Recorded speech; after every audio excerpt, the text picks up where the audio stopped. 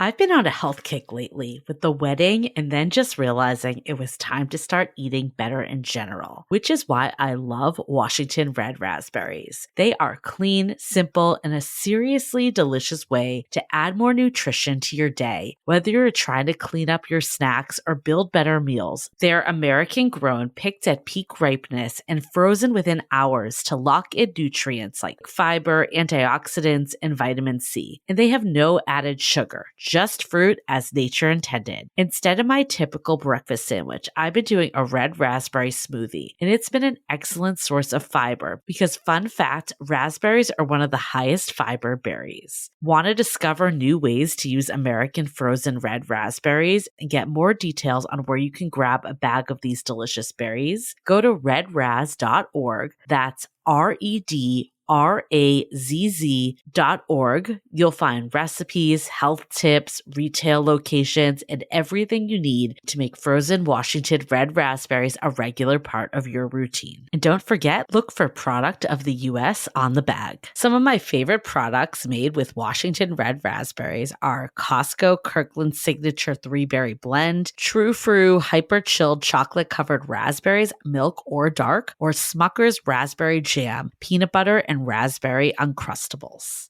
Hi, I'm Yue Xu. And I'm Julie Krafchick. We're active daters turned dating insiders. Here to dive into everything modern dating and relationships. Welcome to Dateable.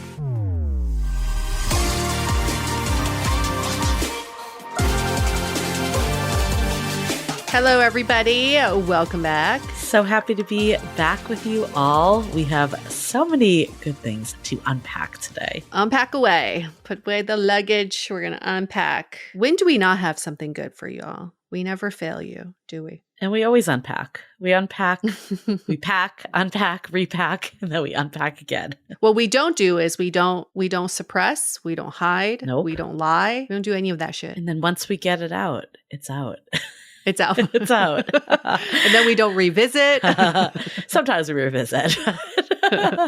We don't ruminate. We don't ruminate. I'm excited to dive into this topic actually though today because I think there is, so much about the one and how do I find that perfect partner and all of the things that really can make dating so difficult and challenging. We have our eyes set on this ideal that's in our minds. Mm-hmm. And I think the reason why you can't find the one is because you believe in the one in the first place. And sure, we love this idea that this one magical person is checking all the boxes. But then what happens when they don't? This is what we do. We swipe next and we repeat the whole process again. And the truth is that dating apps have really reinforced this shopping mentality and not a connection one.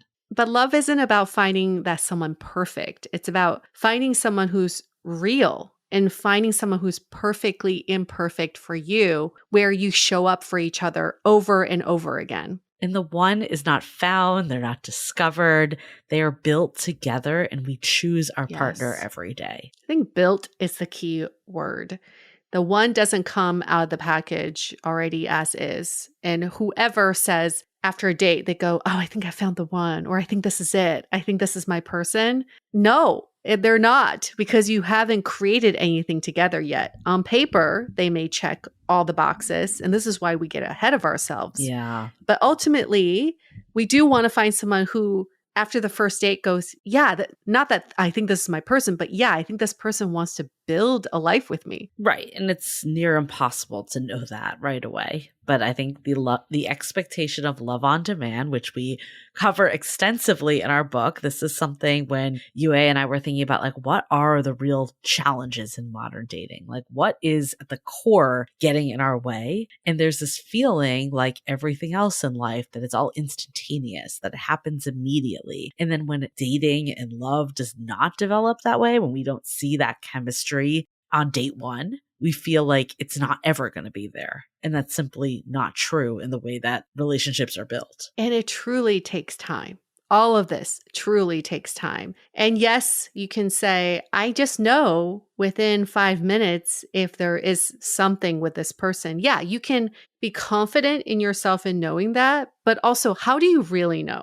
That's the question I have. How do you really know? I think within 5 minutes, we can know if we have attraction towards someone. Yeah. We know that if we like spending time with them. But just knowing like, yep, this is my person, or nope, this is not my person, I think we're really jumping the gun there. Yeah, I mean, I think the expectation of love on demand, it causes us to pass over people where there could actually be something that gets built. And it also causes us to overly invest in people that we have that like immediate connection with that might not actually be sustainable to build something with. Like, I feel like there's been so many times I can think about my own patterns, but then also of friends and people we've talked to on this podcast of just like really holding on to that first great date, even though the subsequent communication or they tell you outright that they don't want a relationship, like things like that are not good, but we hold on to this vision of like who we thought they were and continue this imaginationship of like what could be, but that doesn't like serve us at all because it's not reality. And even if you do end up in a relationship and turn that imaginationship into a relationship, you're soon going to find out that the person you had built them up to be is no longer there. Because at some point, you're going to peel back the curtains and see, oh, right, this person was here the whole time. I had just imagined someone else. And when you follow that script of like wanting someone to fill a certain role or a certain emptiness in your heart, you're just setting them up to fail because that person has no idea that you've created a character for them that they're not part of. I also think this is why I don't believe on spending that much time on dating apps, like analyzing the profile, because I think we get ahead of ourselves and we fill in the blanks and we build this person that doesn't really exist, or we envision this person. I remember like one of my old roommate, like just being newer to dating apps and being like, I think I met my soulmate, and just like so excited. Even like it was even beyond just the profile. Like she clearly was into the profile, but she was like the banter through text message and just like she's like, I think this is it. And I'm like, why don't you go meet them first and see? Because there's so much. And then when she met him, she's just like, yeah, no. Nope. This is not it. Not my person. I think like, I guess like you could argue like, could that, I mean, it's kind of like with expectation of love on demand, maybe if she kept seeing him, maybe it could have developed. But then there are some other instances too that you just like, no, it's not going to like be the right fit at all. So in those cases, it's the buildup that happened prior. Where did this come from? Where did this idea of the one come from? Is it media? Is it religion? I'm still trying to get to the bottom of this because whoever spread this propaganda really screwed us over in love. Yeah. I think it's like the rom-com, like the early 90s rom-com that like persisted into like 2000s too. There was such this emphasis on like the person, and like I guess Disney movies kind of go there too. If there's something before that, I'd love to consult ChatGPT or someone to learn. In fact, I might pull it up as we talk because I am quite curious. Like, what is the origin of the one? I think like over the years, I almost feel like people have accepted like there is no one. Like I think like what resonates with people is like, okay, there could be many people. Like if things didn't work out with my ex, for instance, like I could still, find love. It's not like the only person out there. I think on a logical level, we get that. But there is this level that's like maybe more subconscious that we feel like there's a scarcity of available people, or like they must check all these certain boxes in order to be the person. And we don't really see like the creating together as like the focus. It's still like, I need to find this person in the needle of the haystack. It's also this feeling that we're chasing. Yeah. We hear like, when you know. I've had friends tell me, oh, I just had this overwhelming feeling that this was my person. I'm sorry, I've never had that feeling before. And I think for so long I was chasing that. Like, oh, is this not the person for me then? If I don't have this all-consuming, this is my person feeling. And now I realize the feeling is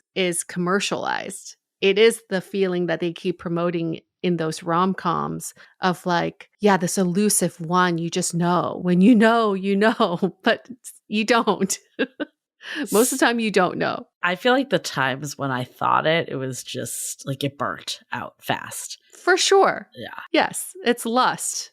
It's attraction. So this is interesting. I did consult ChatGPT of the origin, and they say that it's a combination of ancient philosophy and mythology. That's where it like evolved from, and then was reinforced by religious idea of fate and grew popular through romantic literature and media. It's a compelling mix of myth, magic, and modern longing, the human desire to be fully seen and fully loved. And they place back some of the ancient philosophy piece to Plato's split apart theory, where there's like humans were originally whole beings with 4 arms, 4 legs, and 2 faces, and then God split them in half, considering them in to spend their lives searching for their other half. So this gave the idea that like we're seeking our missing parts and someone else completes us. And then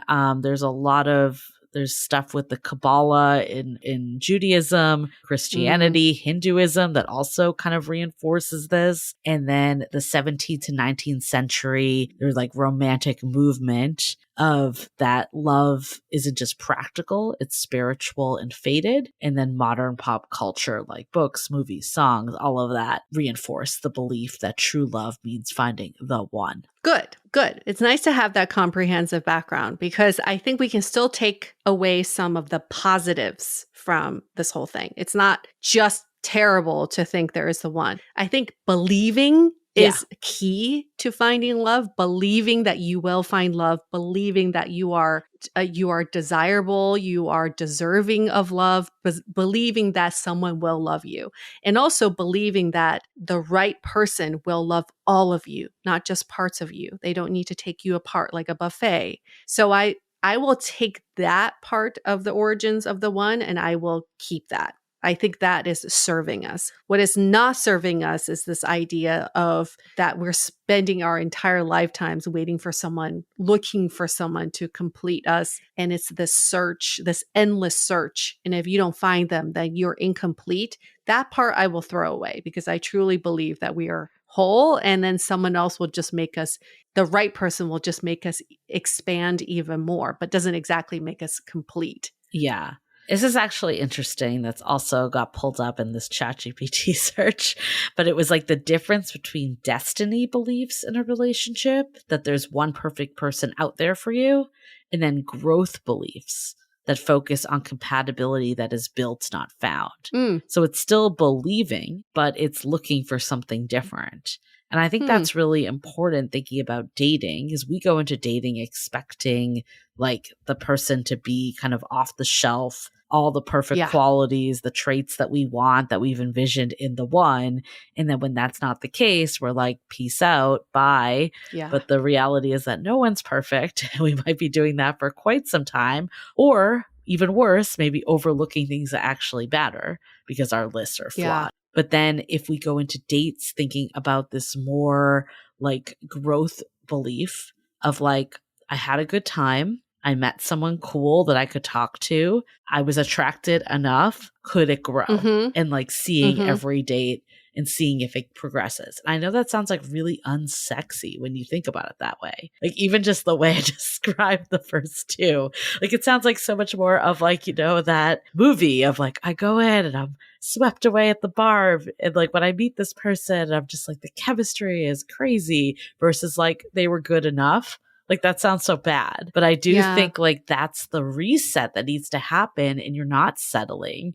You're just being realistic of like what it means to have a long-term partner that's not just based on chemistry. This is the conversation I feel like we keep having over and over again. We've romanticized the idea of relationships, which is why we focus so much on dating and the falling in love part and finding someone who chooses you, that you choose back, because that's all romanticized. And then you go through a honeymoon period in a relationship, because that is the period for most new couples where they don't want to show their true selves, where they truly live in delusion. And I think if we were to really show what relationships are, some people might say, that's not for me, right? Like some people might be like, I don't want to chase that. Because if we don't have this romanticized version of relationships and have a more practical view of relationships, some people are not willing to do the work, and that's okay. But I think that's where the conflict comes right now. Everybody wants the good, the romance of relationships. They don't want to put in the work. And so then that's why we get cornered in dating, because it's like, oh, I'm trying to find someone who to fall in love with. But when you're actually doing day to day with them, are you willing to do the work? Are they willing to do the work? We don't know. I want to dive into this even more, but before we do, let's take a quick break to hear from our partners. I think until really doing this podcast, I feel like I wasn't even really aware of like what a real relationship entailed. I agree. I think like so many of my past ones were just like that honeymoon stage and then burnout. Yeah. And I think like, I don't think I even was like equipped when I was showing up. Like I was just literally looking for like someone to choose me past the first 3 dates, define the relationship. And that was like the end goal, not like actually being in a sustainable long-term relationship with them. Yeah, exactly that. I'm at my parents' house right now, and their neighbor who found out about our podcast, by the way, she's like, I just saw, and she saw me carrying a microphone. She's like, I've been listening to your podcast. She's married with kids. Oh. And she's like, I just always assumed that I would get married and have kids. Yeah. And now that I'm married with kids, now I'm wondering, why did I do that? And I was like, why? What was your why? And she's like, I'm still searching for the why. And I'm like, that is so many people, because they live in this, again, when we use this word delusion, of this romantic life that movies and maybe religion has painted, and maybe your friends and family have painted, because most of our friends and family, our relatives, don't want to paint the ugly of relationships. They'll never reveal it. So all you get is this picture perfect image of what relationships are about. Once you get into one, you're like, fuck, this is a lot. Yes, there's so much good that comes with relationships, but there's so much that you have to put in as well. And so many people don't understand that. And this isn't to discourage people from finding a person. No. I do think truly, like, if you can think about just like what the larger one looks like, and also recognize you're not going to just like stumble on them, and it is built over time. And yes, this person that you envisioned in your head might not actually look like the person you meet. I think some of that stuff is like hard for people to rectify. But if you are able to do that and be like, okay, I always thought I was going to be with like a brunette. I'm just making stuff up. And now I've realized like, that's cool if that happens. But like, what's more important is like, you know, they're like in it with me and willing to do like the growth it takes to sustain a relationship and like all the other things that make a relationship function. Maybe it's okay if they're not a brunette, like things like that. Like, I think if you're in that headspace, that you're more open to the stuff that really doesn't matter, but have non-negotiables around the stuff that does. Like, I think like for years, like, I feel like I stayed with these people that were like, well, I guess outright said they don't want a relationship, or they're like, well, I kind of want a relationship, or like, I want the fun parts of a relationship. I think to me, that became a non-negotiable the last time I dated. And that was such a healthier place to be coming from, to find someone that also was willing to put in the work. And I think maybe it's a conversation of, when we say, what are you looking for? Right now, we just have these buckets. I'm looking for fun. I'm looking for a relationship. I'm looking for marriage. There's just so few buckets. I actually think there's so many nuances. I think you can be looking for companionship without a relationship. I think you can be looking for a relationship where you build, or you can be looking for a relationship where it's just pure romance. Yeah. Which then it's a fling. We can call that a fling. And it leaves after a couple months, and that's okay. Yeah. That's okay. Why can't we just define these in terms of like, what do I have the capacity for right now? What am I willing to do right now? Versus, I think we keep letting each other down because we get into relationships, everybody assuming it's to make this last as long as possible, at the expense of your mental health, at the expense of your beliefs, at the expense of your energy. let's just be more fucking honest about our own capacity for love. It makes me think of that episode that we did with Ryan Van Duzer that was like, is everyone cut out Yes. for a long-term relationship? And we also, spoiler alert, have another episode coming this season that is in a way similar, but also different, but similar in the sense like when things, get out of that romantic bubble, it kind of like, comes apart. And I think like if we can be honest, like I think Ryan, that example, he knew that was his pattern. And I think some of it is like on the person to express it, but also the receiving end, we tend to want to hear what we want to hear.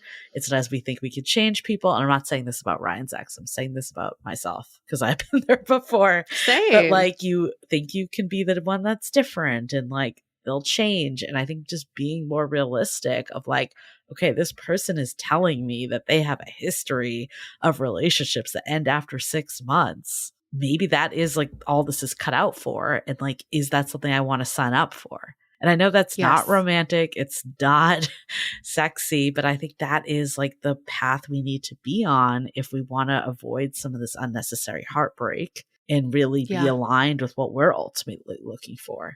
And if we're looking for that 6-month fling, great. Like there's no shame to that. It's more just when we are in out of alignment, that's when the heartbreak happens. I think there is some shame though for people to say I'm looking for a fling or looking for something short term, because sometimes you're judged for that, like you're not being serious. So how do we normalize that? And how do we just not assume everyone's looking for something serious? But even when you're not looking for something serious, like I could be like, I'm looking for a monogamous fling. Just one person. We just have fun. We have sex. We go on dates. We have good food. I don't want to deal with whatever you're going. Like, I don't want to deal with your family issues. You don't want to deal with mine. Let's not merge our lives, but let's just enjoy all the fun of companionship. Why is nobody willing to say that? I wish I were willing to say that at some point in my life. I know, but like no one wants to say that. Nobody wants to say that. And why can't we? Yeah, why? There's stigma on it. There is. It makes it like it feels like you're deviating from the norm. Because I do think everyone assumes that everyone is looking for a long-term relationship. Even if like, and I think with the hookup, if like that's your mentality of just something more like casual, like you were just explaining, people's thought is, oh, they'll phase out of that. It's just a phase. Eventually they'll be on the marriage track and want to go down that way. Or when they meet the right person, they're going to change their mind. Like that's what always comes up. It's not accepted. Maybe this is all this person really has capacity for. Yeah. I used to think like people had a block or like they just hadn't found it yet. And now I'm like, maybe that really is the capacity. Like they just have to lean into it. Right? Maybe they need to be honest with themselves and not even with the person they're trying to date, just to be honest. Like, this is all I have capacity for. And I think what we heard when we had this, Ryan Van Duzer on the show, I think he was saying like, this is maybe all I have capacity for, but nobody is validating that. Yeah. Like nobody believes me. And he didn't realize till he was like in his 50s. Well, late 40s. Okay, sorry, late 40s. He's probably like, God damn it. Okay, but like, it took a while to realize that, I think. Yeah, it did. It did. Because it's not normal. No. People don't talk about it. And then it's also this default. Like, I get it. When people go on dates, they go, what are you looking for? Well, if you're not looking for a relationship, then you're obviously looking for something casual. Yeah. Like it's one or the other. And we just haven't created a safe space for people to say, I want something in between. And here's what I'm thinking. So what do we do with this info? Because I'm like, if I was listening, I'd be like, okay, yes, you have to build love. It takes time. There's these people out there that it might never happen with. Like, what do I do with this? I mean, I think we kind of covered this on the first day. It does not need to be magic. We talk a lot about this too extensively in our book, other podcast episodes too, about just how, we build and grow. And we actually have a great episode even about like how we actually have like a lot of myths around compatibility in the first place. So I think some of it's fine tuning and changing what we actually are looking for in a partner in the first place. So that's that. Yeah. I think the second piece that I can think of is asking better questions on dates of like, what does a relationship look like to you? Not just do you want to be in a relationship? Because I think some people, it's cool to see you once a week and like that's it. And then other people want to live a life with you. And like in hearing like what is like the actual ideal for you. And then also understanding what else is happening in their lives. Like, I think that will give you much more of a picture into like where this person sees romantic relationships. Absolutely. And in early dating, we tend to talk in the fantasy terms. So you could ask something like, what is it? What is your ideal vision of a relationship? But then the follow-up question is, what is realistic for you to do right now? Yeah. Let's go through your week. Let's talk about, when do you have time to date? When do you have time to schedule or set up activities? When do you have time to talk on the phone? When do you have time to text?